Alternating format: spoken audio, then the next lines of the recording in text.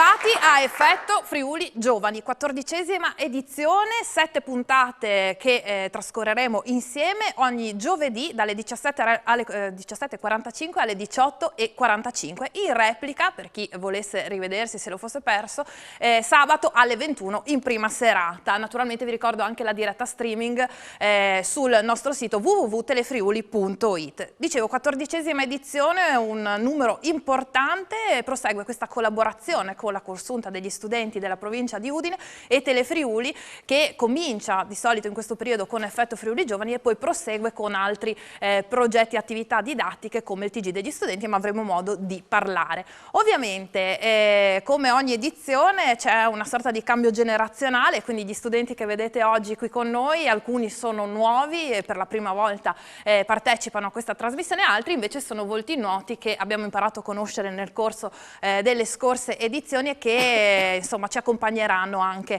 lungo questo percorso. Un percorso che diciamo ricetta vincente non si cambia, un percorso che rimane più o meno invariato perché saranno discussi all'interno di questo studio gli argomenti di attualità scelti dai ragazzi della consulta con ospiti presenti in studio con cui confrontarsi, e quindi diciamo sarà una finestra aperta sul mondo dei giovani e potremo sentire dalla loro voce che cosa pensano, come vivono, come vedono il proprio futuro e sentire la loro opinione su problematiche e tematiche di stretta attualità.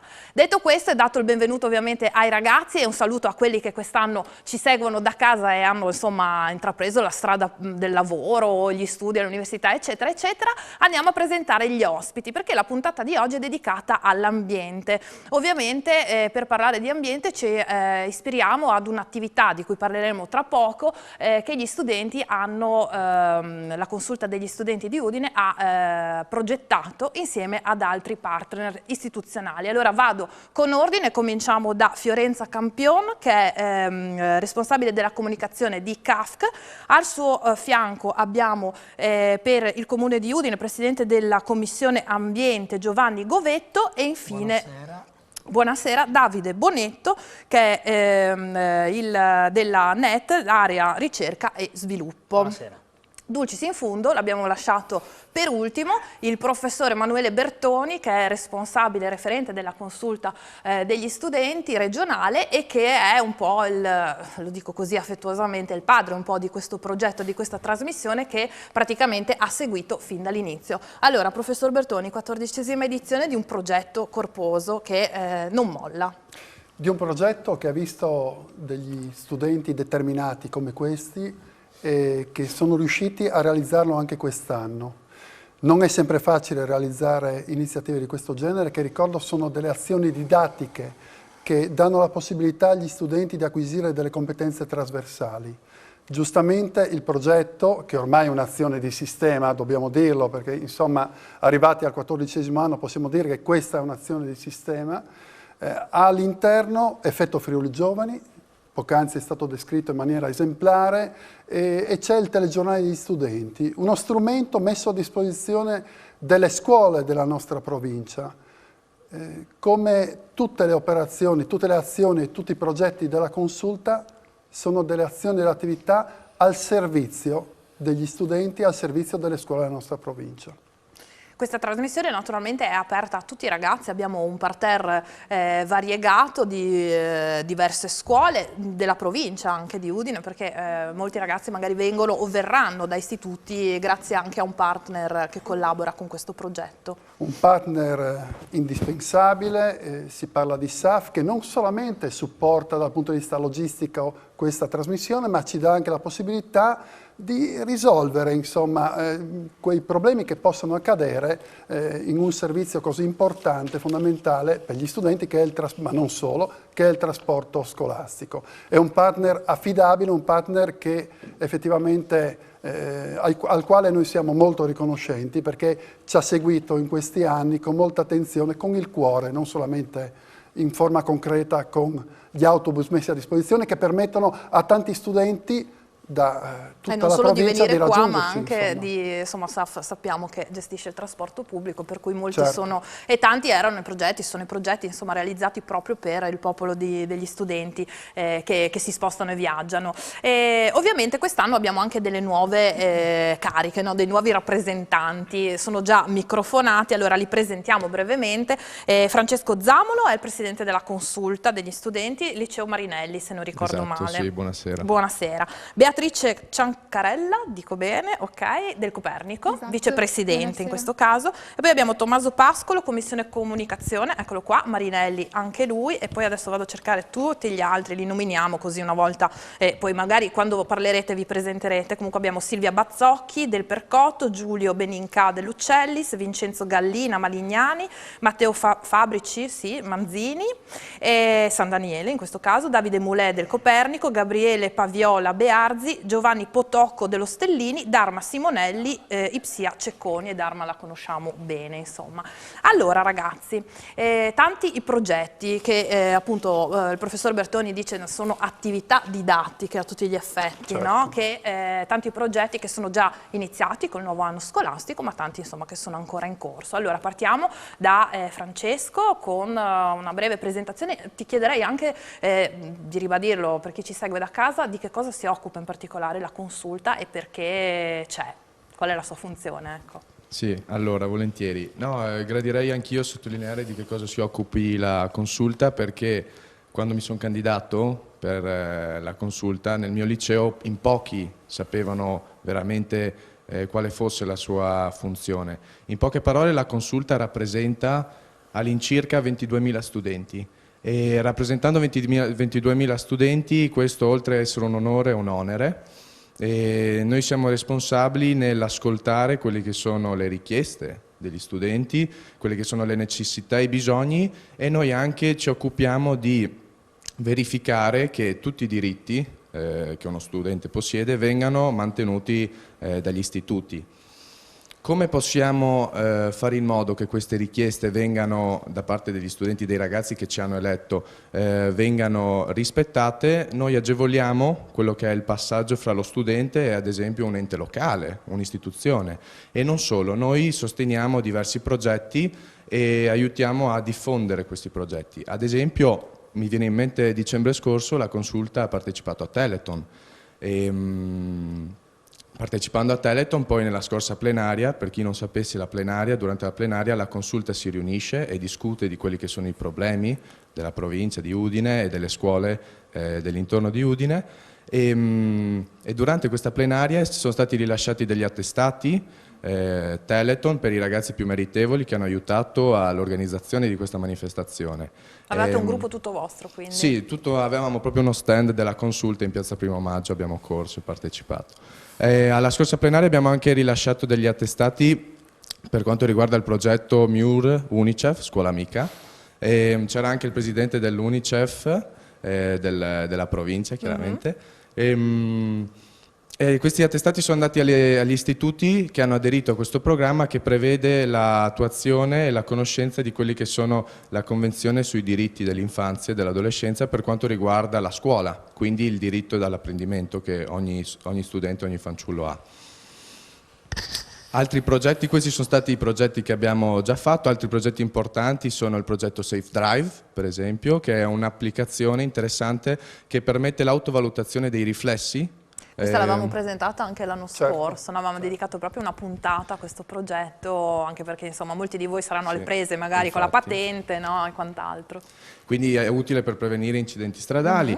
Un altro progetto interessante è il progetto Brain Free, in collaborazione con la Rotary Club di Udine Nord. Questo progetto prevede l'organizzazione di giornate, di appunto conferenze, presedute anche da prof dell'Università di Udine, durante le quali si parla del problema dell'uso e dell'abuso di alcol e di sostanze stupefacenti, in modo da, diciamo, anche lì prevenire e tutelare un po' il ragazzo dai pericoli.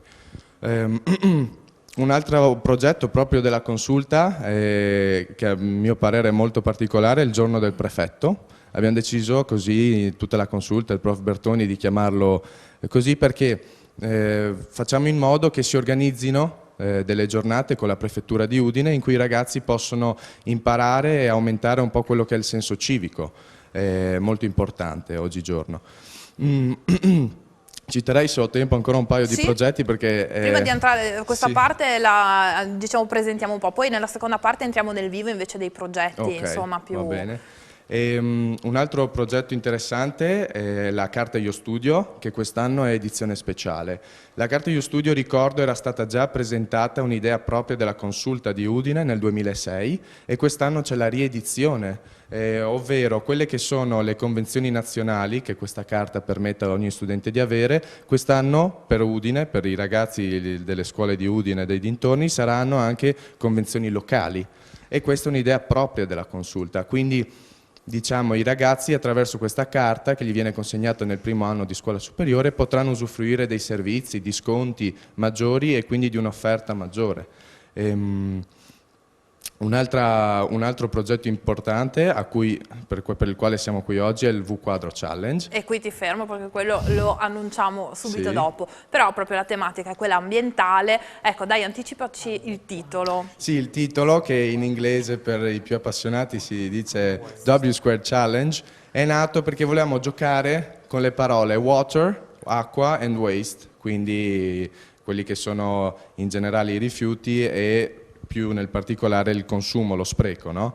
E non sapevamo bene come unire le due parole e come se fosse un po' un'espressione di matematica, due termini noti, abbiamo fatto W per W e l'abbiamo elevato al quadrato. Qua si vede che c'è del liceo scientifico docet e purtroppo in inglese così bene come te non lo riuscirò mai a pronunciare, quindi toccherà a te, noi ci accontentiamo di W, esatto, W quadro, però il nome in realtà spiega bene Sì. l'intento del progetto. Come vi dicevo, oggi parleremo di ambiente, è chiaro, insomma, la tematica è più che mai attuale, ci sembrava anche giusto partire da qui e c'è un bel diciamo, progetto di cui parleremo a brevissimo. Una domanda secca, Bertoni, ha partecipato a Telethon a corso? Perché se non è così il prossimo anno... Devo ammettere che quest'anno ho dovuto partecipare anche a Telethon, dico dovuto perché purtroppo c'è stato un disguido con uno studente assente e noi corriamo incontro anche agli studenti che purtroppo... Per un disguido, insomma, non sono stati presenti. C'ero anch'io. Bene così, allora bravissimo. Pubblicità, torniamo subito dopo qui in diretta.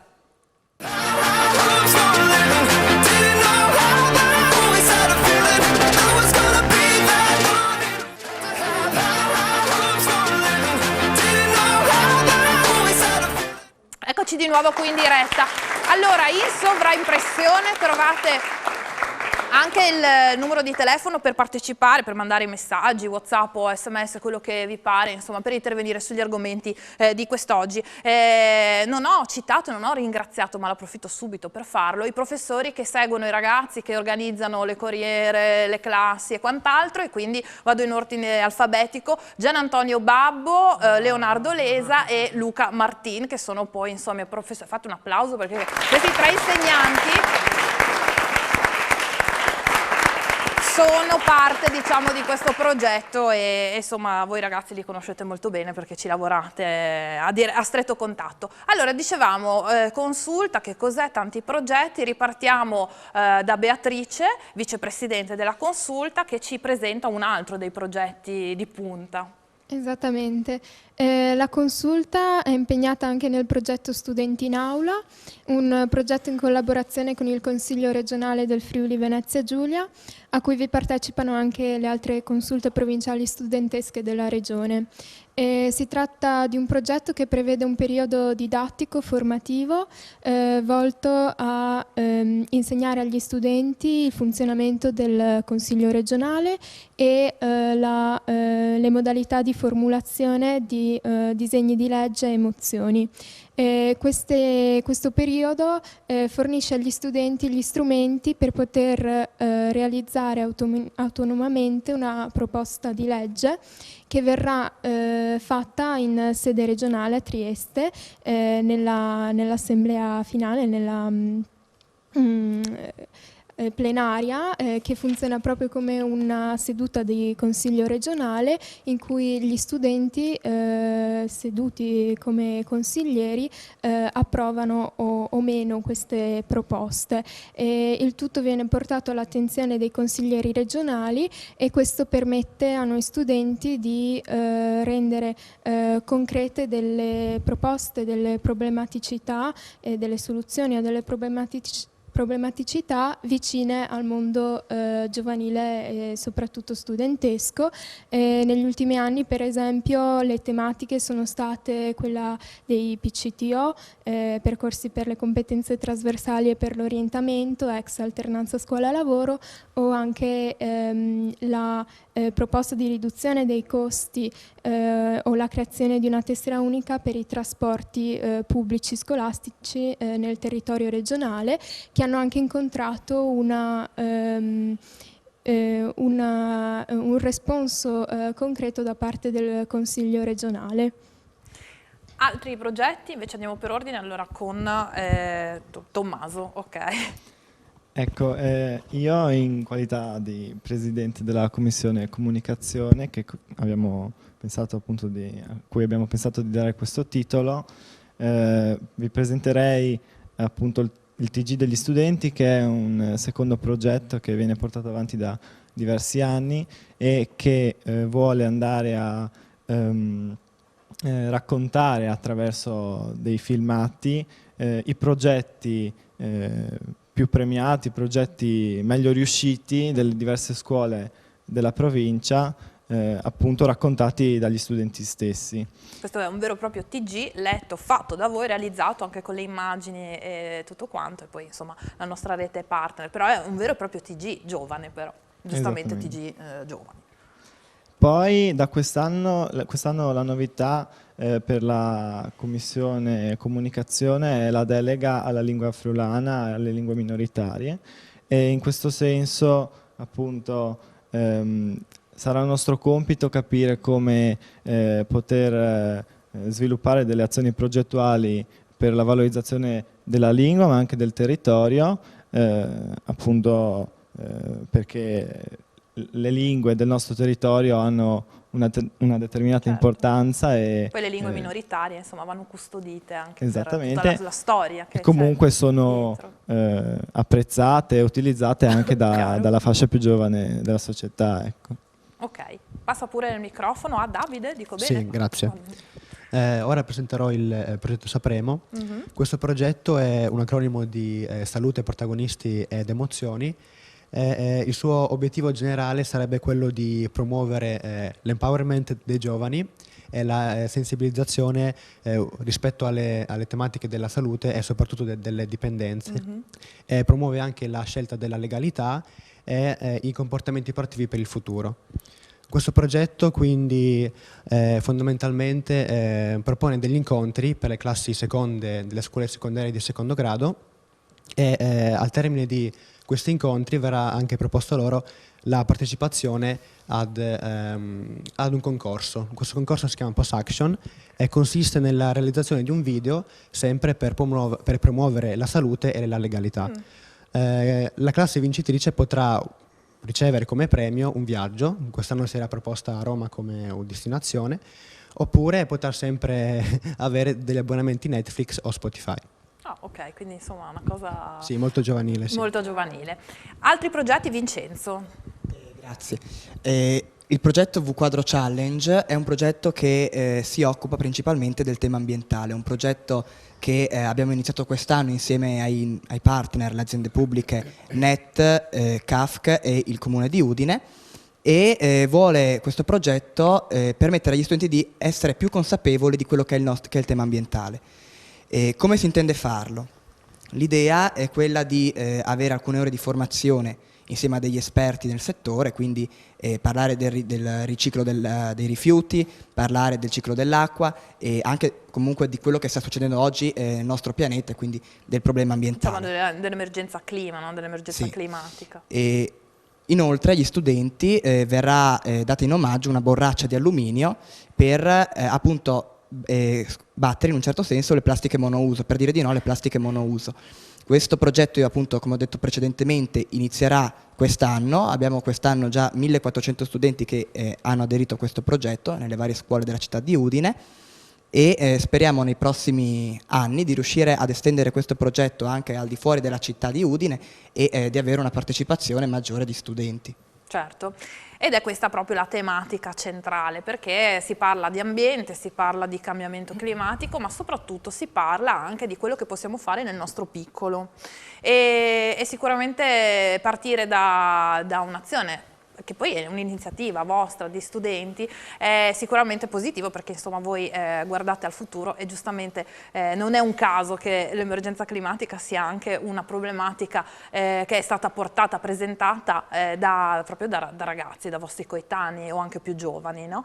Quindi insomma, che cosa possiamo fare noi nel nostro piccolo? Questo progetto di cui abbiamo appunto cominciato a presentare va proprio in questa direzione. Come diceva prima Bertoni, fondamentale è poter collaborare con dei partner istituzionali sul territorio, e questa è la forza chiaramente di qualsiasi azione, anche che parte dagli studenti. Oggi abbiamo qui presenti tra gli ospiti proprio alcuni rappresentanti dei partner istituzionali di questo progetto, quindi abbiamo CAFC, il Comune e NET.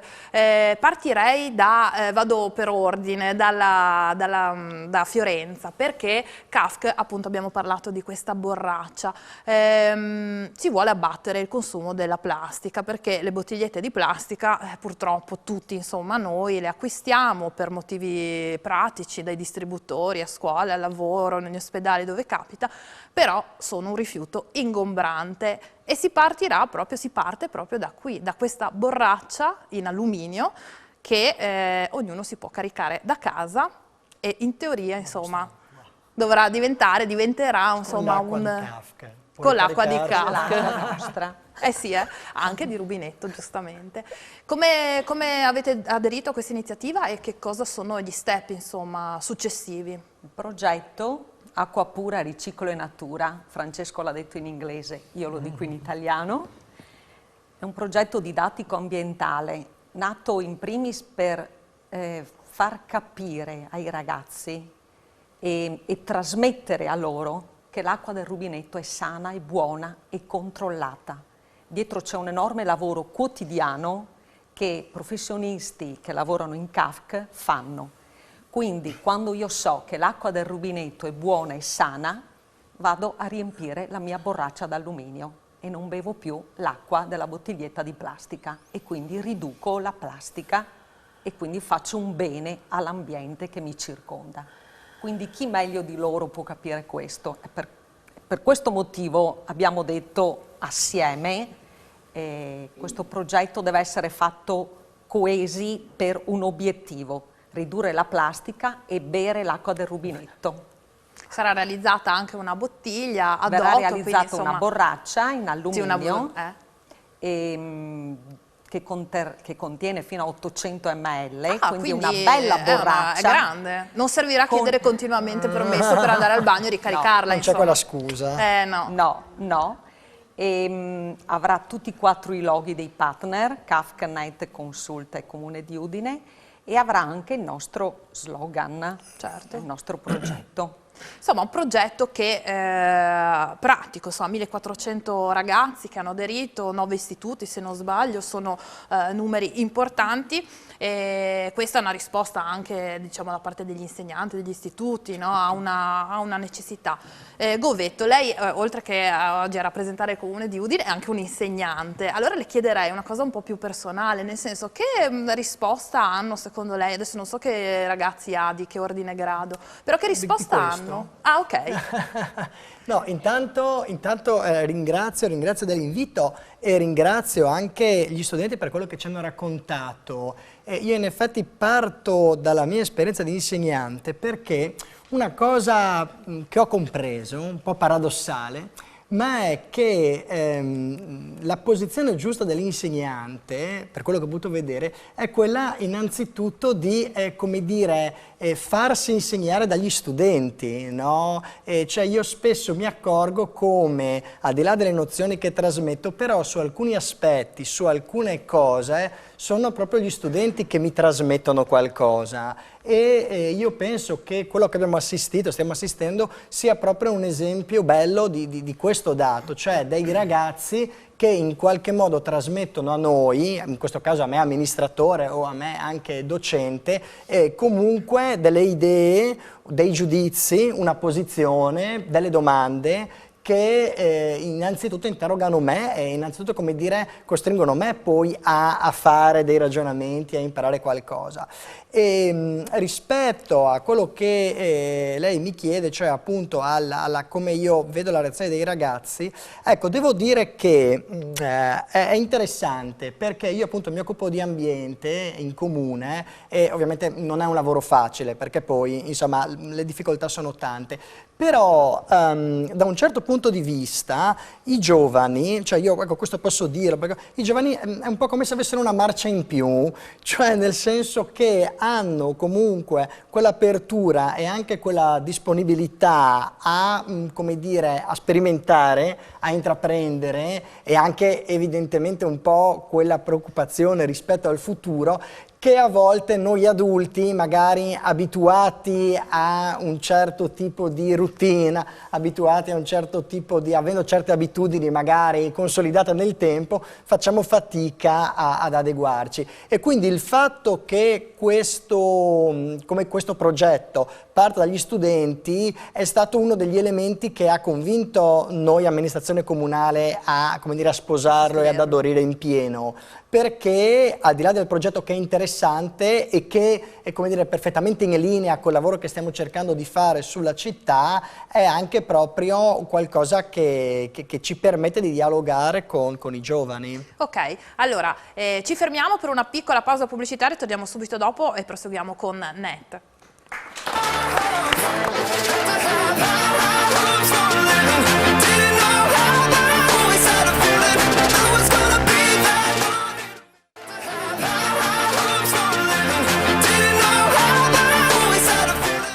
Eccoci di nuovo in studio, allora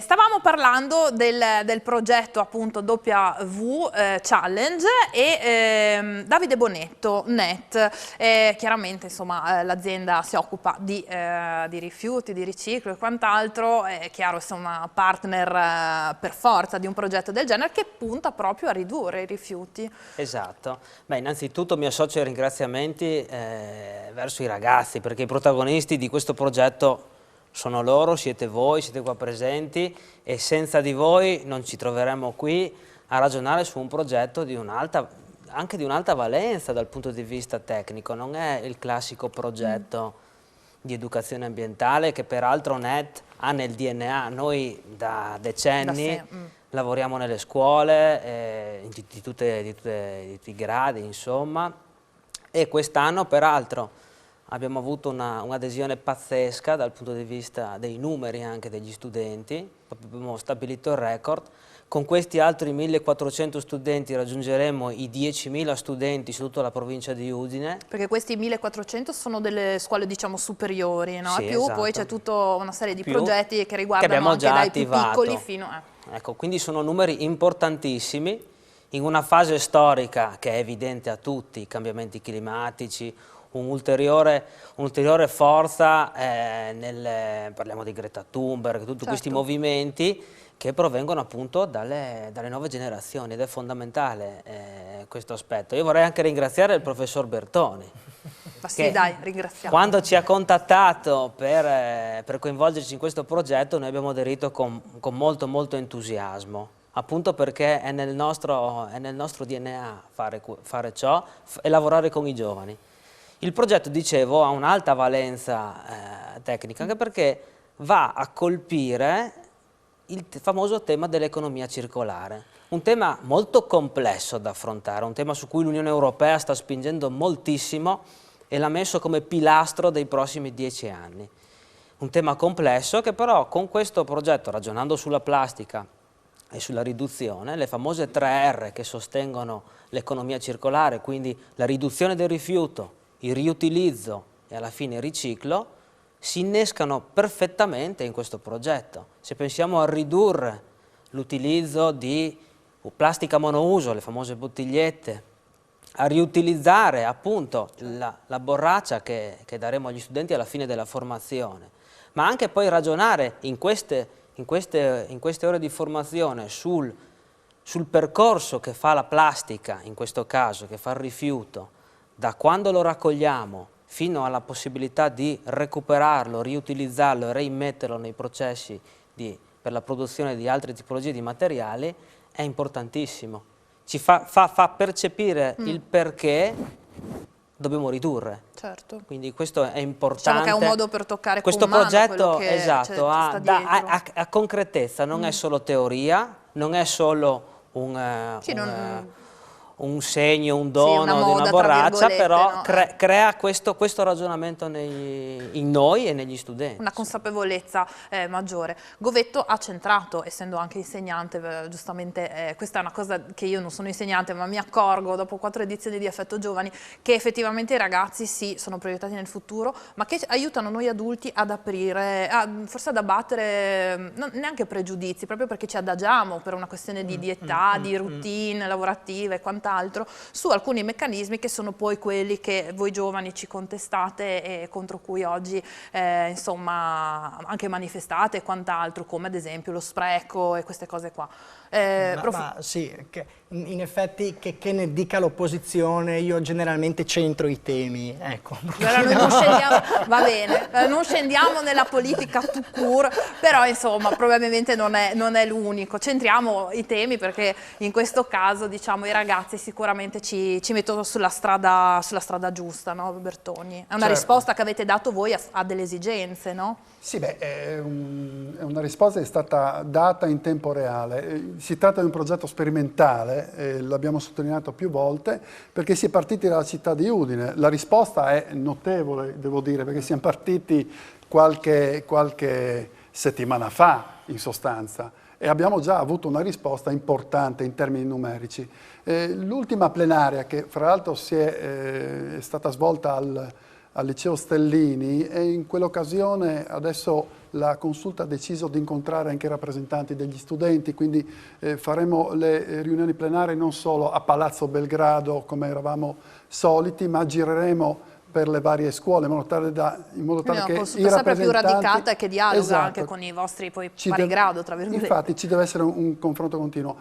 Nella plenaria, dicevo, dello Stellini, diversi studenti hanno chiesto la possibilità di aderire a questo progetto. Adesso vedremo, perché non è facile, ci sono anche delle risorse, ci sono anche dei tempi, magari se non sarà quest'anno sarà il prossimo. Certo. Però è diciamo l'idea di disseminare un che avrà uno sviluppo anche nel futuro, che apre un po' le strade. Tanti progetti infatti sono seguiti da anni, no, della consulta.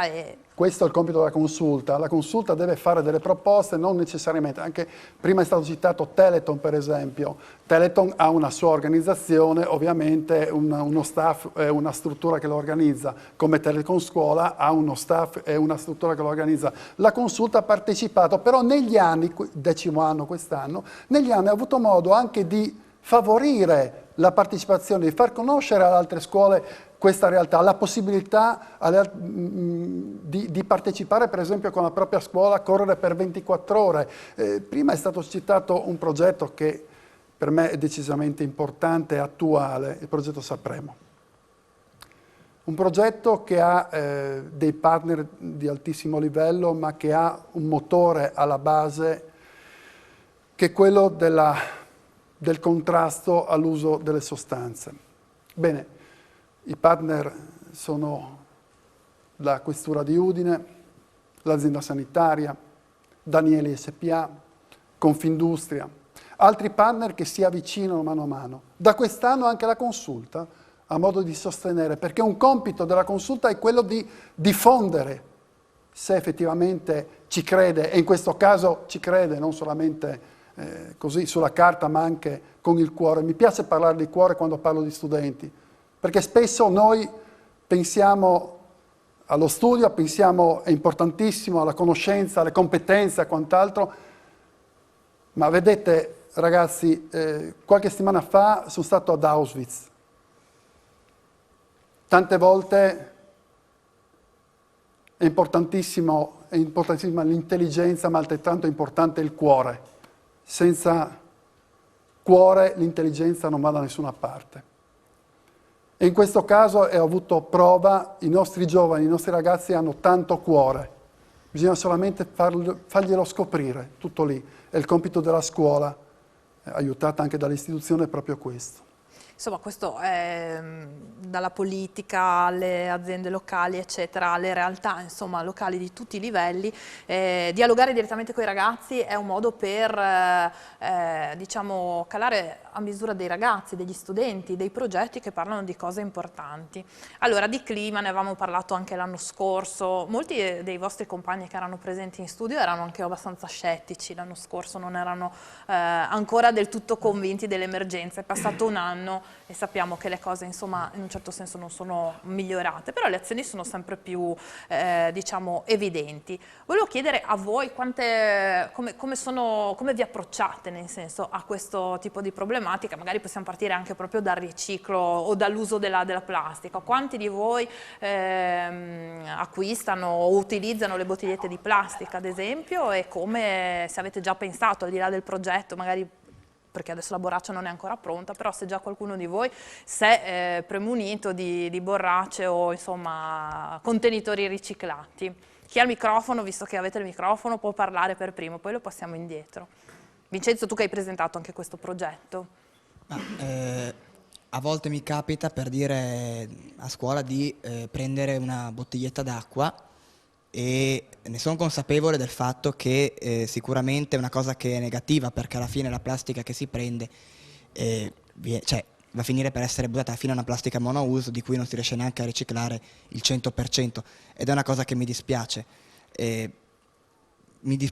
Io farei anche se fosse possibile, magari anche la scuola riuscire a fare, le scuole in generale riuscire a fare qualcosa di diverso, riuscire a permettere agli studenti di non andare a prendere le bottigliette, perché è vero si possono dare le borracce come fa appunto questo progetto, però bisogna secondo me anche fare in modo di dire di no, oltre a dire di sì alla riciclabile, anche dire di no a quello che alla fine diventerebbe non riciclabile.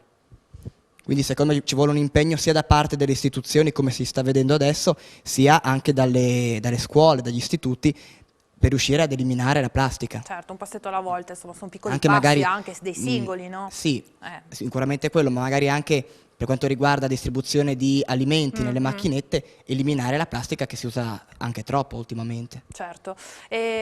Altri, passate il microfono, passa dietro, ecco tu, guarda, alla tua sinistra c'è una mano alzata. Prego, veloce che dopo andiamo in pubblicità. Certamente. Allora, noi del Malignani abbiamo un gruppo Telegram creato durante il mio precedente mandato e generalmente su questo gruppo si discute. Noi del Malignani siamo particolarmente attivi dal punto di vista del fronte dell'ambiente, infatti quest'anno, anche grazie a Gallina, abbiamo implementato i cestini della raccolta differenziata. Ecco, ci è venuto però un dubbio particolare, ossia, dato che comunque noi come paesi europei, dati alla mano, siamo sempre stati i primi ad adeguarci ai protocolli in un certo senso, e invece sappiamo che nazioni come Brasile, India e Cina sono coloro che non si adeguano e fanno più danni da questo punto di vista, piuttosto che condurre una battaglia alle plastiche monouso, non sarebbe più utile come Unione adeguarsi a porre delle sanzioni contro questi paesi, esattamente come abbiamo fatto con la Russia della questione del Donbass? Con questa domanda rimaniamo in sospeso, pubblicità, torniamo subito dopo.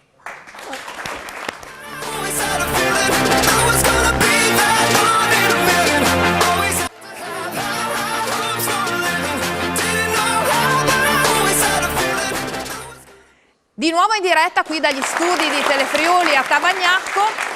Eravamo rimasti con una domandona. Ricordami il tuo nome, scusami. Di Francesco del Malignani. Bene, Francesco del Malignani risponde Govetto del comune di Udine. Ma sì, provo a rispondere, nel senso che intanto ringrazio Francesco perché la domanda è interessante e secondo me è interessante perché ci costringe innanzitutto a dire perché noi teniamo un certo tipo di comportamento. Nel senso che io penso che abbiamo tutti consapevolezza che non è il nostro piccolo contributo che salva il mondo in generale, cioè contribuisce, ma il motivo per cui noi lo facciamo innanzitutto è perché, e veniva fuori anche un po' prima da quello che diceva chi lo ha preceduto, anche perché ci aiuta a star meglio noi, cioè sapere che quello che noi facciamo è qualcosa che non produce un danno o comunque sapere che noi agiamo in modo da evitare la produzione di un danno, io penso che sia questo che ci spinge a tenere il comportamento virtuoso. E allora, partendo da questa premessa, io direi che, come dire, noi puntiamo ovviamente a fare sempre meglio e che gli altri facciano bene o male ci interessa, sì, ma innanzitutto siamo preoccupati di far bene noi.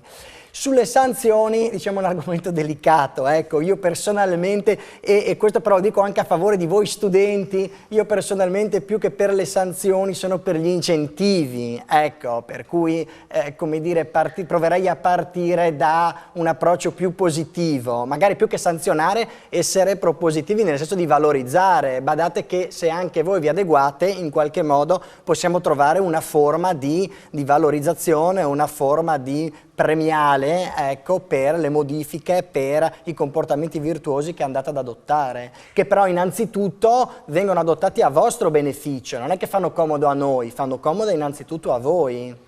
E da casa appunto arriva un contributo, più che sanzioni ai paesi che non rispettano gli standard sulla plastica sarebbe utile migliorare le nostre abitudini, poi insomma elenca tutta una serie di ipotesi che poi sono quelle di cui stiamo parlando, le borracce, acquistare meno bottigliette di plastica e quant'altro. Bonetto, anche lei aveva commentato dietro le quinte la proposta. Sì, no, la domanda è molto, non è banale. No. Anzi, cioè anche molto attuale da questo punto di vista.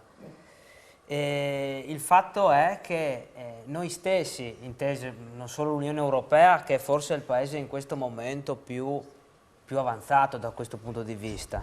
Attenzione però che magari altri paesi, tralasciando il periodo attuale, corrono.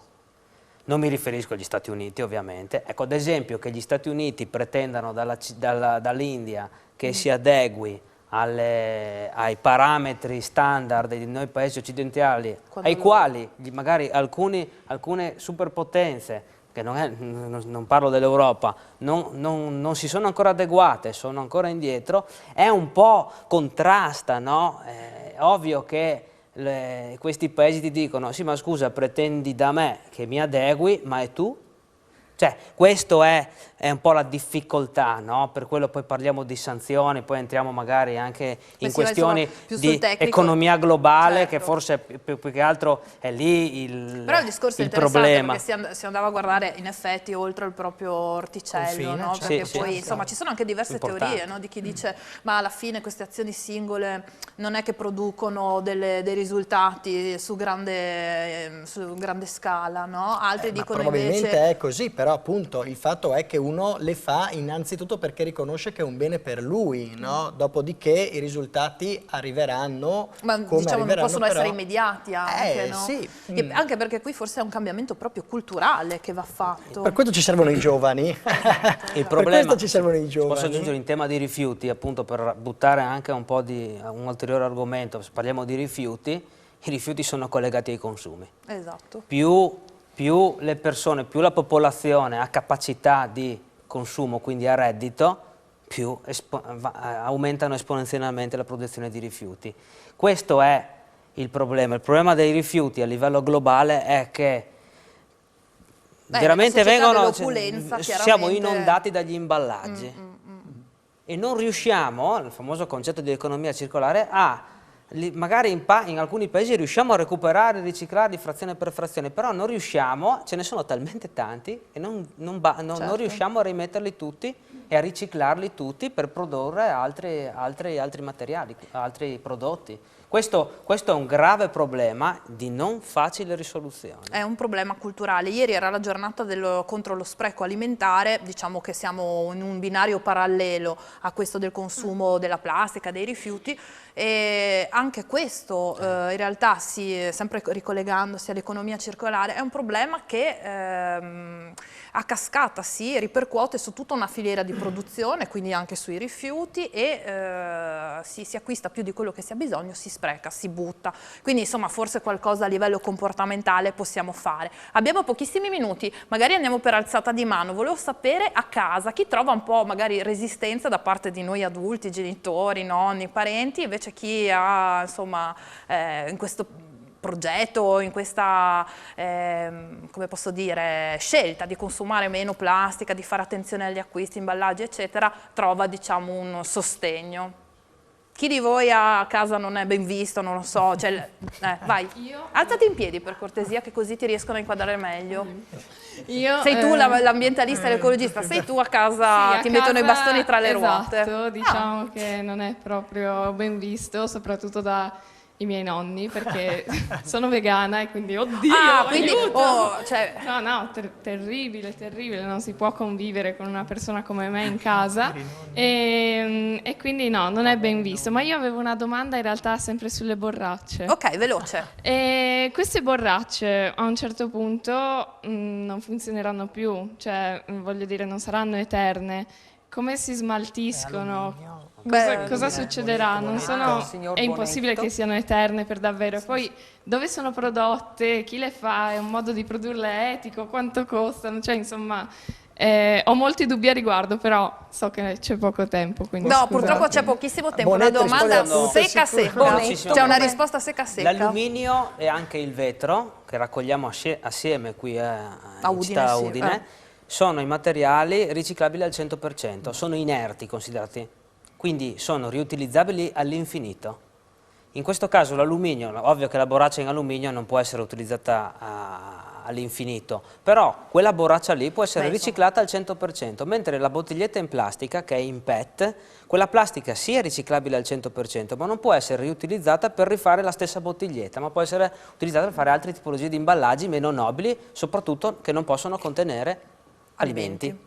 In più poi adesso non abbiamo il tempo e non abbiamo l'interlocutore, però anche dal punto di vista sanitario ci sono le microplastiche, insomma tutta una serie di problematiche. L'impatto di una miniera di bauxite per realizzare la borraccia in alluminio vergine, quello è un tema.